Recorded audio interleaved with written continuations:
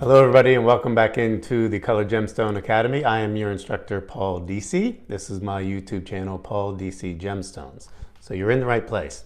Now if you have not yet subscribed, I would like you to hit that subscribe button and maybe hit the bell for notifications, and then it'll tell you when another video is there. It really does help me a lot. Now I know we say subscribe, it doesn't cost you a thing, it's free, but it really does help me continue to bring these videos to you. Well, this week's lesson will be on a gemstone known as Zultanite. And Zultanite is actually a name that was given for its actual name, which is Diaspore. Now it's really ironic that I'm doing these by request back to back, because last week, as you recall, we did something called chrome diopside, and I called it the beautiful gem with an ugly name. Well, I think that Diaspore gives it a run for the money. Sounds like a fungus, doesn't it? But Diaspore, there's a reason for the name. When they discovered this gemstone years ago, they called it Diaspore because of the way that it scattered the light, because Diaspore literally means to scatter. So gem quality Diaspore, much like the chrome diopside, was a relatively recent discovery. When we think about Tanzanite, Tanzanite was discovered in the late 1960s, which has become an incredibly beautiful gemstone in its own right that people collect. And then when we think of chrome diopside, maybe 1980s. And when you talk about the Zultanite actually wasn't commercially mined until 2006, so it is a very recent discovery in a gem quality stone. So let's talk a little bit more about what Zultanite is and how it got its name and where it comes from and what's the big deal. There are only a few gemstones that are truly what we call color change gemstones. One that you probably all have heard of would be the Alexandrite, which was discovered in Russia in the Ural Mountains in about maybe the early 1800s. And then the Zultanite, also known as the gem quality diaspore, was discovered.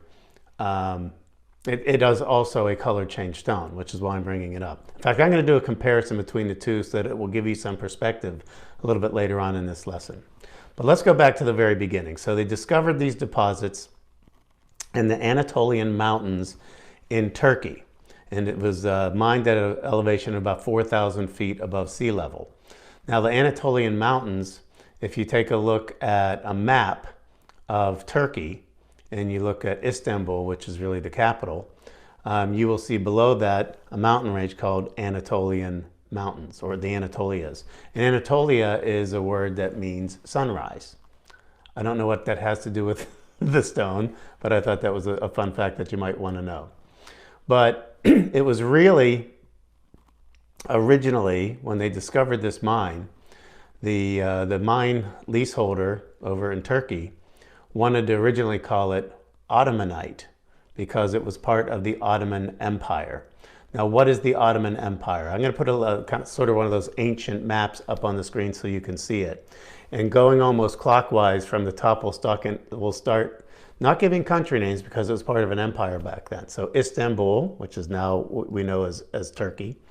And then you went to Baghdad, which is of course what we now know as Iraq. Then you see Jerusalem, and Jerusalem obviously is part of the Arabian Peninsula and where Israel is now.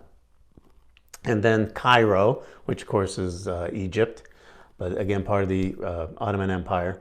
And then Tripoli, and then Algiers. So you look at that, basically all the stuff that you see in orange it was part of the Ottoman Empire. So this was sort of a hat tip, if you will, from the original mine owner to talk about the original sultans of the Ottoman Empire. Now there were 36 sultans of the Ottoman Empire. And in the Ottoman Empire was from, I want to say 1299 to 1922. So it encompassed a long time, and there were 36 different sultans. So when the first person suggested to him, well, how about Ottomanite? And he says, no, I don't really like that. That's not as much of a better name than Diaspore. And so he said, how about Sultanite? You know, kind of, again, paying tribute or homage to the Ottoman Sultans. And they settled on that name for a time, and then they looked up the trademark of the name, and there was another mineral called Sultanate. And they said, well, that's too close, that'll be too confusing. So they finally decided, all right, how about we swap the S with the Z, and we call it Zultanite, and we're still getting the thought across about the Sultans. So they did that, and they were going, and they really started to market aggressively, and I started to sell that gemstone. I used to have an actual crystal, and I don't know where I've misplaced it. It was a pretty big crystal, but it wasn't, the one that I'm showing you on your screen right now is a much better quality crystal, I can assure you, than what I would have shown you. But you can still see that it had those color change properties, and we'll talk about that a little bit more. I just want to finish the story of how these things happen and how names change in the industry, especially when you have your ear close to the ground as I do. So where did I leave you off? Oh, so they decided on the Zultanite. But then as things happen sometimes, and as they're marketing it, there's a falling out between partners of this one or that one. And so he gave up the name that he had trademarked of Zultanite.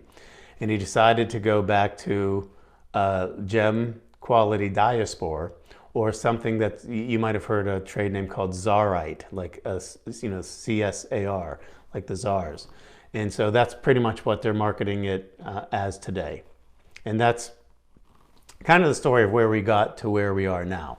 But let's talk again about a color change stone. And what does that mean to have a color change stone? And it's not as simple as it sounds, because I think a lot of people get confused. People might look at Tanzanite and say that's a color change stone, because sometimes when you move it, you will see different colors. Sometimes you look and you see more blue. Sometimes you look and you see more purple, depending on the way they orient the stone when they cut it. And that's not a color change stone. That's what they call a Pleochroic stone. That means it shows many different colors. But an actual color change stone is one of the most rare gemstones on planet Earth. When you think of Alexandrite, I still tell people, it dwarfs the value of many diamonds out there. It's just that rare. But when we say color change, it means depending upon the wavelength of light.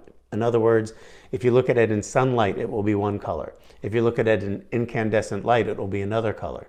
If you look at it in a fluorescent light or a halogen light, it's going to look a different color altogether.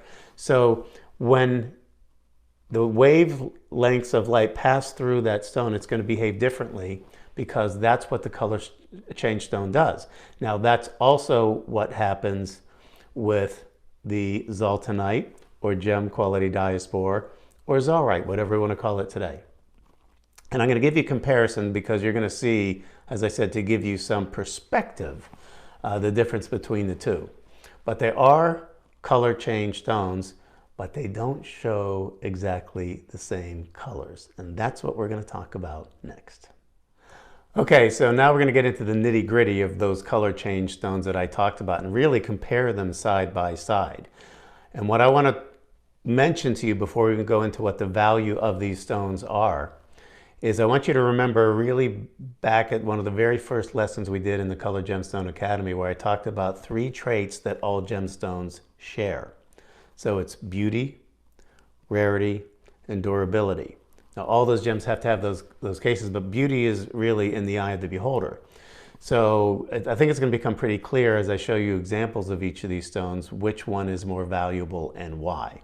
But let's start with that side-by-side comparison. We'll start on the first I'll talk about is the Zultanite, and I'll compare it with the Alexandrite. So first of all, they have different names. That's easy. The actual mineral name is Diaspore for the Zultanite. So again, has that ugly name to overcome.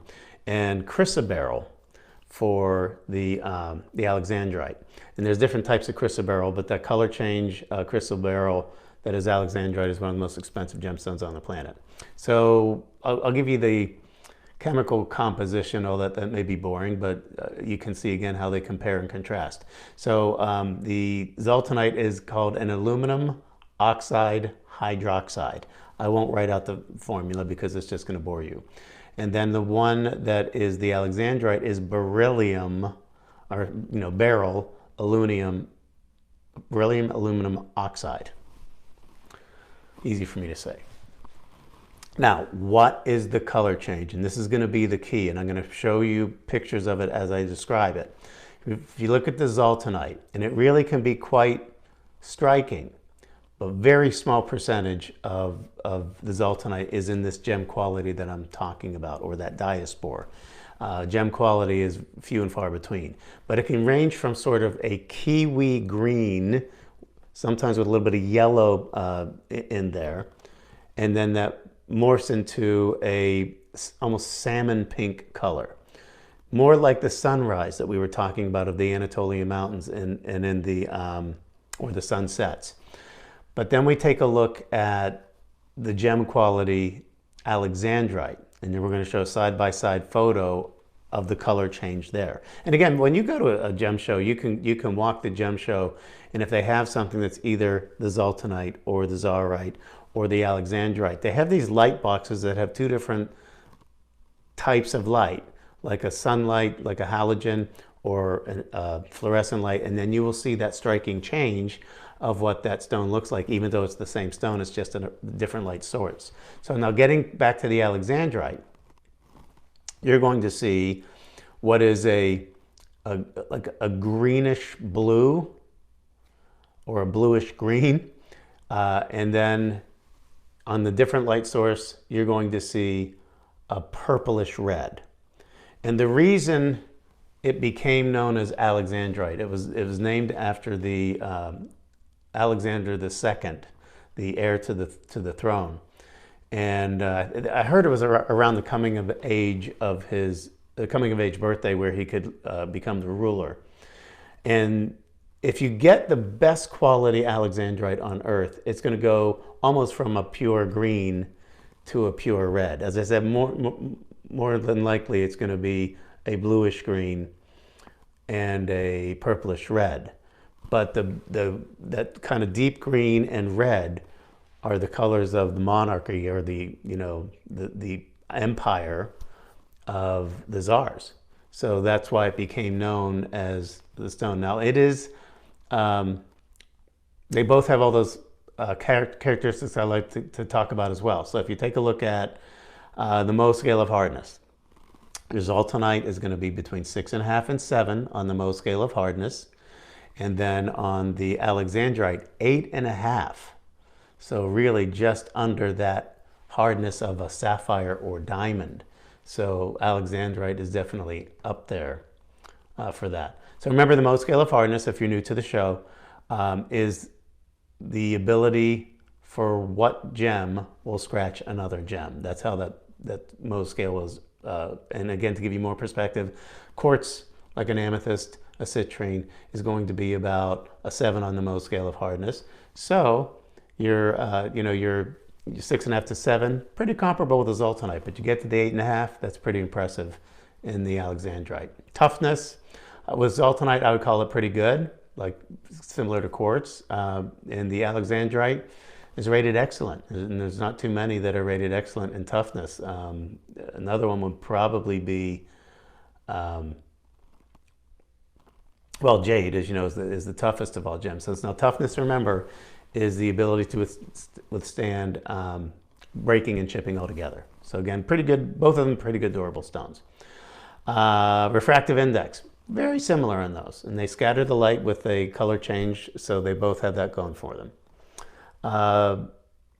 Specific gravity. Now in the about 3.4 for the Zultanite, and that's really pretty darn good. I mean, that's a pretty heavy stone. The one that I mean, hematite would probably be about the heaviest. But when I talk about, gem quality stones, and I'm talking about I usually use as the standard like a sapphire, which is a 4. So the specific gravity, they're both about 1.75, 1.76. So that's, I have to call that a toss-up between the two gemstones. Now, Alexandrite is a birthstone for the month of June, along with the pearl. Now, a lot of people can't afford that, but it is nonetheless a birthstone for the month of June. Zultanite is not a recognized birthstone. And maybe because it's too new, because don't forget, in the 60s, Tanzanite was discovered, and then it became a birthstone for the month of December, along with the blue zircon and the turquoise and the blue topaz. But no birthstone for Zultanite. Now, also, if you're married a very long time and you want to maybe sell your house and get an Alexandrite, it's the 55th anniversary stone. And once again, the Zultanite is not recognized as an anniversary stone as of yet anyway. Again, the naming of it, both have a little royalty in their lineage. Alexandrite was named for Tsar Alexander II, you know, the Tsar of Russia. And the Zultanite was named as, again, a tip of the cap to the 36 Sultans of the Ottoman Empire. And many people refer to it as Tsarite today. Now, this is where it gets very, very dicey. I don't talk a lot about value of gemstones because there's so many variables that go into that. But in any color change stone is pretty rare. So let's talk first about the Zultanite. Now, it's pretty rare to get big crystal sizes. And even if you have a big crystal size, a lot of it's going to be included. So if you want to get a really good specimen that's really eye clean and shows that color change, and it depends how saturated the color change is. But you can get, you know, a carat and a half of Zultanite perhaps, and it might be $1,200 a carat for something that's about a carat and a half. You can get some bigger crystals of 2, 3, 4, 5 carats, maybe even 6 carats, and you can get up to $6,000 a carat. Now that's pretty rich blood. You know, that's pretty impressive. But now, here's where there's really no competition.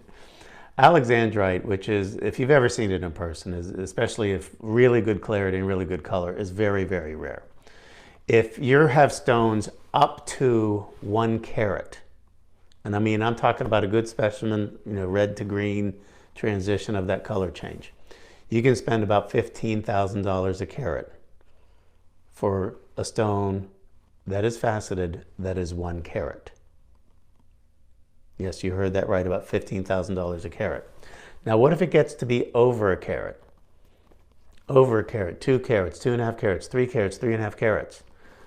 Your price for a gem quality specimen of Alexandrite can be between $50,000 and $70,000. Now, when I say $50,000 to $70,000, I'm not talking about the cost of the rough. It's $50,000 to $70,000 per carat. So if you had a 5 carat specimen and it was $70,000 a carat, now you're in a whole nother ballpark altogether. But that's my story about the Zultanite. It is a beautiful gemstone. It's one that is still more readily available than the Alexandrite is. So I hope you enjoyed this week's lesson, on our first lesson of October, as it turns out. So I hope that you enjoyed it. If you like what you see and you haven't done so already, please hit the subscribe button. It really does help me out. And you can also see a little bell. If you click on the bell, it will notify you when the next lesson is coming, which is usually, not always, but usually Saturdays at 10 in the morning Eastern time. You can set your watch for that. So thanks again for watching. I'll see you all next week at the Colored Gemstone Academy. Bye, everybody.